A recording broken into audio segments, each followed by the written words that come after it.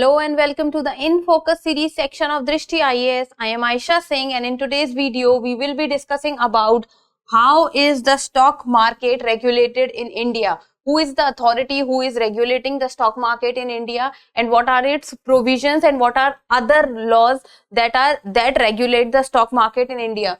So let us first understand the timeline of the video. First we will be looking at the news, then what are the laws which are governing the stock market in India.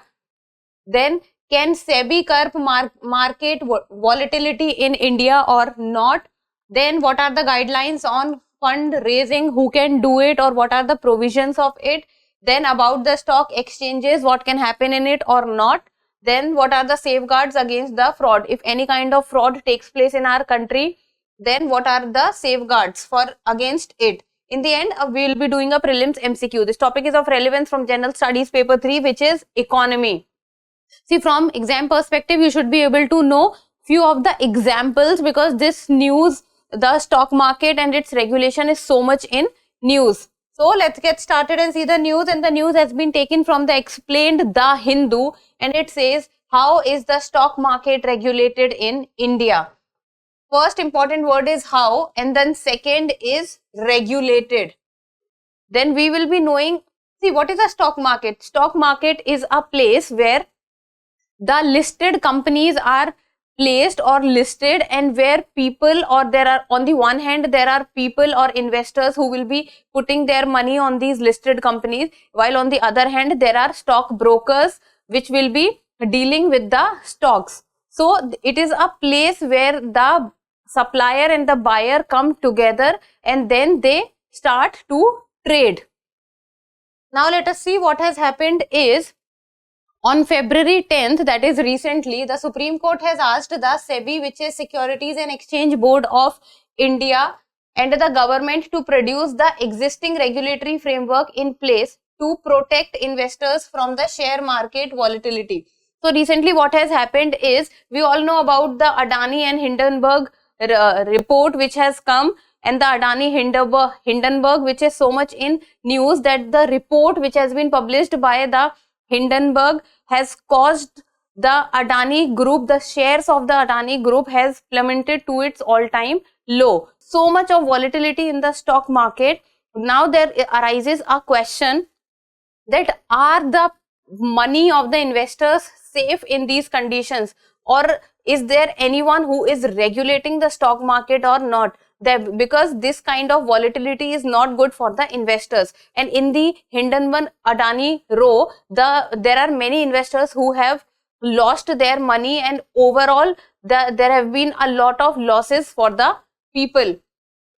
The stock markets or the investors have reported to have lost lakhs of crores, because we all know in our country Adani Group is one of the biggest conglomerates and have been dealing in many major contributors of India's GDP. So the Adani Group or the Adani conglomerate had many different listed companies in the stock market, and after the Hindenburg report came in, which accused the Adani Group of manipulation of stocks and accounting fraud. So after knowing about this report and the manipulation of stock prices and the accounting fraud, what happened was, suddenly the prices of the shares of the Adani Group crashed to its all-time low.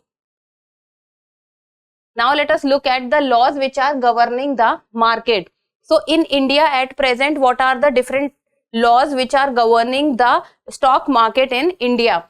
So the securities market in India is regulated by 4 key laws, and these laws are Companies Act 2013. So all the companies which are present in India, they get registered under the Companies Act 2013.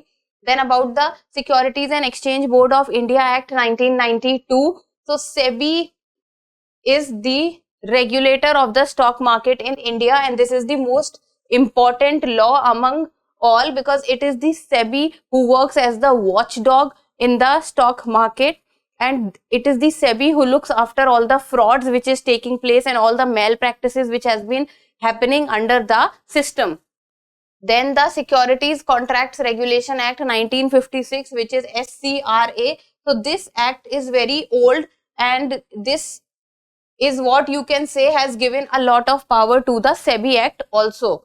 Then comes the Depositories Act 1996. So under the Depositories Act, if I would say, if you will go and talk to your parents, you can even go and talk to your fathers, that around during the time of 1990s and before that 1980s, how the stock market used to take place, or how the stock market used to work, because then your parents would be able to tell you that it was not used to work in the electronic form that we now use, because now we can have access of the stock markets and all the pricing of the stocks and all the listed companies on our smartphones. In one click we will be able to see anything, and we can even go and buy shares in just one click from our smartphones, and we have so many apps for that. But earlier this was not used to happen. All the trading of shares used to take place in the dematerialized form. So this form, I would say in simple words, if I will say,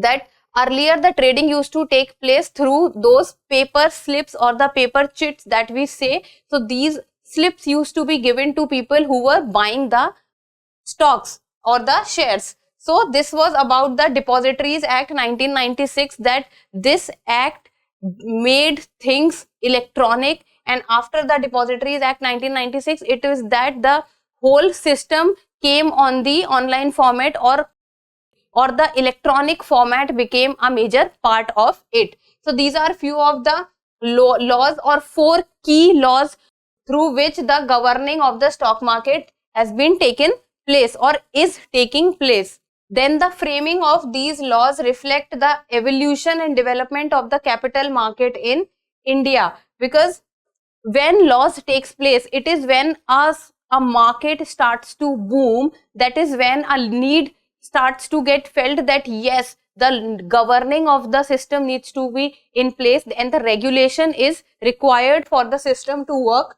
well. Then it is the SEBI Act which empowers SEBI to protect the interest of investors and to promote the development of the capital securities markets besides regulating it. So it is not that SEBI is only responsible for regulating the market, it is also responsible for promoting the market, because when there is a regulatory body which protects the rights of the investors, or which protects the well-being of the investors in the market, which looks after and care for the investors' money in the market, and also promotes transparency and credibility of the system in the market, then only the business or the market or the share market or the stock market will start to boom. So it is SEBI who is also responsible for promoting the development of the market and also protecting the interest of the investors. Then they also have the power to impose penalties such as monetary penalties, because when SEBI, who also works as the watchdog of the market, is responsible for regulating the market and seeing what is happening correct or not. If they come across any of the malpractices, then they have the provisions also to put penalties over any of the people who are not performing well or is indulged in malpractices. Then the SCRA Act stands for the Securities Contract Regulation Act 1956. So it is the SCRA Act which empowers SEBI to recognize and de-recognize stock exchanges. So SEBI can recognize a stock exchange and can also de-recognize it. Then prescribe rules and bylaws for their functioning and regulate trading, clearing and settlement on stock exchanges. It is the SEBI overall who looks after the stock market. So you can see that it can also recognize and de-recognize the stock exchange which takes place in the stock market. It can also prescribe the rules or the regulations that how the market will function and what are the rules that needed to be followed. And it can also regulate the trading which is taking place, then clearing and settlement on stock exchanges. So this was about what SEBI can do in the market. Now let's talk about that, can SEBI curb market volatility or not? the market volatility which is presently happening in the market after the Adani Hindenburg report. So is SEBI capable enough to handle this market volatility or not? So SEBI does not interfere to prevent market volatility, but there are exchanges which have circuit filters, and these circuit filters are of two types, that is upper and lower, and these circuit filters is what prevent the excessive volatility in the market. Because in upper circuit and the lower circuit is set that above this cannot be anyone cannot go, and below this also no one can go. So these exchanges have circuit filters, and this circuit filters prevent the extremes from happening in the market. Then SEBI has powers to regulate trading, as I've already told you, and settlement on stock exchanges. So you can say that the watchdog of the stock market, or someone who's completely responsible for taking care of the stock market and regulating it and preventing it from something mishappening from taking place, is what SEBI is. Then SEBI can direct a stock exchange to stop trading totally or selectively, and it can also prohibit entities or persons from buying, selling or dealing in securities. Because if SEBI will find some mishappening taking place, or some of the stock brokers not following the proper practices, then SEBI can also stop that person or that stock broker from taking part in the stock market. Now let us talk about what are the guidelines on fund raising, how the fund can be raised and what are the guidelines related to it. So in the Companies Act, which regulates companies incorporated or registered in India, in this starting I told you that any company which works in India or gets registered in India gets registered under the Companies Act 2013. Then it also has been delegated the authority to enforce some of its provisions to SEBI. So this Companies Act also provides more power to SEBI and also gives its own power to SEBI also, including the regulation of raising capital, corporate governance norms. So the Companies Act is also making SEBI more powerful by giving few of its own provisions to SEBI. Then disclosure and investor protection guidelines can also be given by SEBI, because investor protection guidelines is important, because this guidelines is what will prevent the investors and will also help the investors by not getting indulged into malpractices, and will also help prevent the misuse of the investors' money. Now let us talk about the stock exchanges. So what happens under it? So stock exchanges is a place where the listing of the companies takes place, and where the people or the stock brokers come there and then they sell and buy shares or stocks. So SCRA has empowered SEBI to recognize and regulate stock exchanges and later commodity exchanges in India. So as I've told you that SCRA is the oldest of all the laws which has taken place in India, and this SCRA has empowered SEBI, or it has given more power to SEBI to actually look after the stock market and can prevent it from getting misused. Then the powers to declare an instrument as a security remain vested in SEBI. So SEBI also have the power that the SEBI can declare an instrument as a security. So that power to call something that yes, this will work as security, what lies with the SEBI.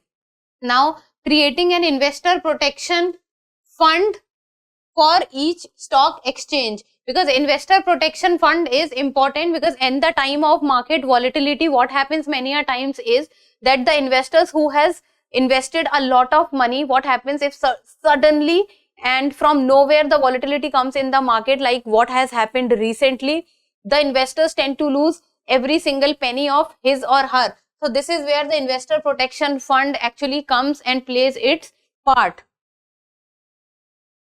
Now let us talk about the safeguards against the fraud, and that is the fraud undermines regulation and prevents a market from being fair and transparent. And a lot many frauds in the stock market has taken place till now, and there's Ketan Parekh scam, then there is Harshad Mehta scam, the most famous among all. So what these scams does, or what these frauds that does, so anyone who identifies some of the loopholes in the system and then the person tries to take advantage of that loophole is when the fraud starts to take place. SEBI notified the Prohibition of Fraudulent and Unfair Trade Practices Regulation in 1995 and the Prohibition of Insiders Trading Regulation in 1992.